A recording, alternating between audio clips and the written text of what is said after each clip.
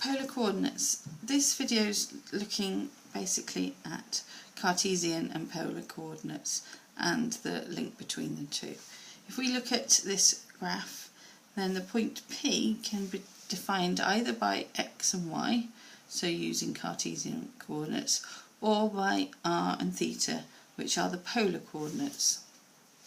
So x and y, or r and theta, both ways define where point P is in this space.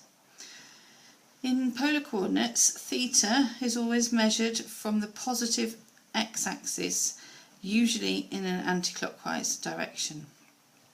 It's measured usually in radians, and so if we are measuring it in our anti-clockwise direction, then theta goes between 0 and 2 pi.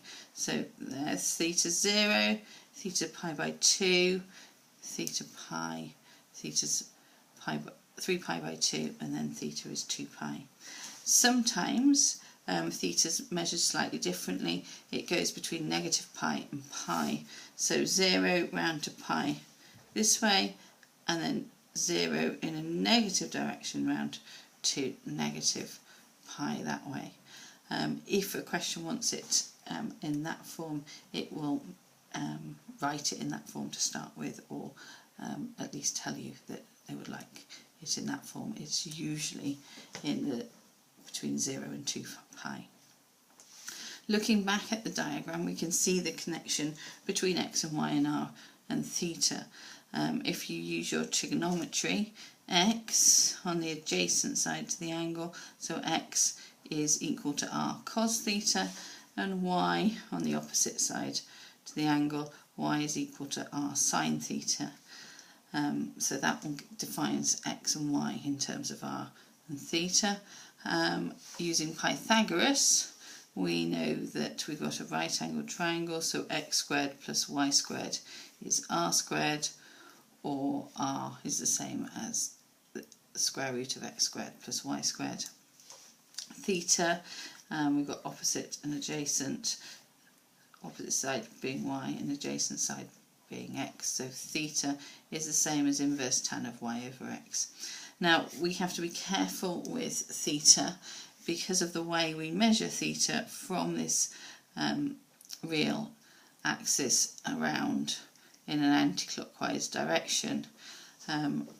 We may need to do extra calculations in order to calculate theta once we've got the angle within the triangle.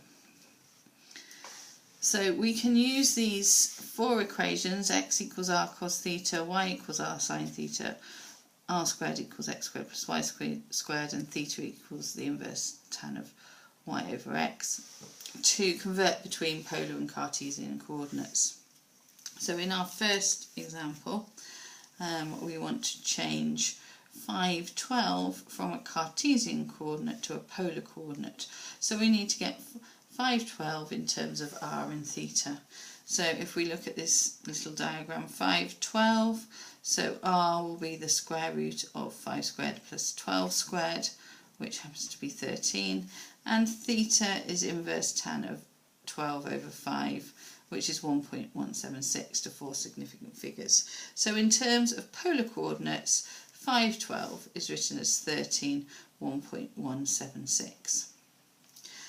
With negative 512, do the same thing. R is the square root of negative 5 squared plus 12 squared, which is also 13, and theta is inverse tan of 12 over negative 5, which is negative 1.176. So if we look at this little picture, that is the angle that we've just found here, and theta is this bit here. So we need to do pi minus r 1.176 to find out what theta is, which is 1.966.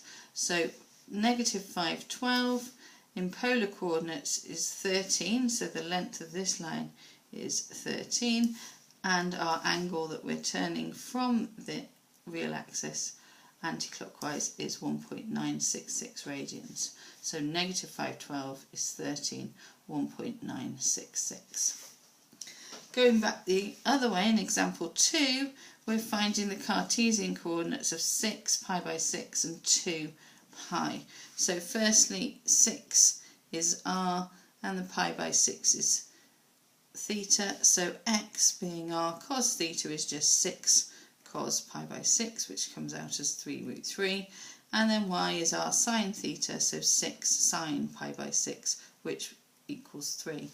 So 6 pi by 6 in Cartesian form in x and y is 3√3, 3. We can do the same with 2 pi. X is r cos theta, so x is 2 cos pi, which is minus 2, and y is r sine theta, so 2 sine pi, which is 0. So 2 pi is negative 2, 0.